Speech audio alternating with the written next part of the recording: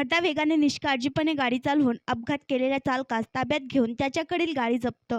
स्थानिक गुन्हे शाखा अकोला यांची कारवाई.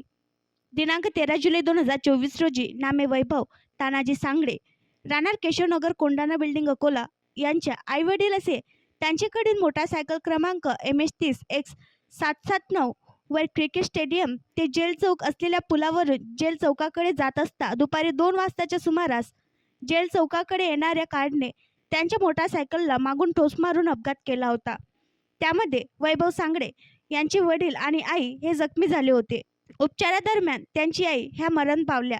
त्यामुळे गाडी क्रमांक MH02AQ7901 च्या मालकाविरुद्ध police station civil line Akola येथे अपराध नंबर 394/24 कलम 106, 281, 125 125 BMS 2023 सह कलम 134, 177 MV ॲक्ट अन्वये गुन्हा नोंद असून गाडी चालक हा गाडीसह फरार होता.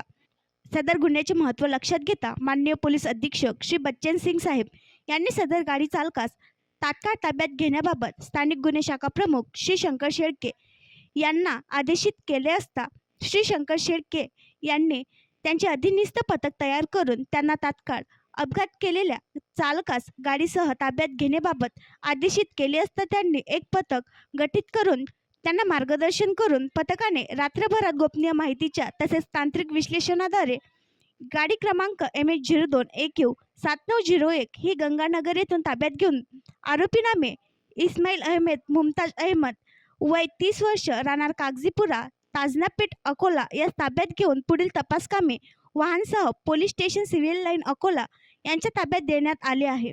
सदरची कारवाई ही माननीय पोलीस अधीक्षक श्री बच्चन सिंग यांच्या मार्गदर्शनाखाली स्थानिक गुन्हे शाखा अकोला यांनी केली आहे.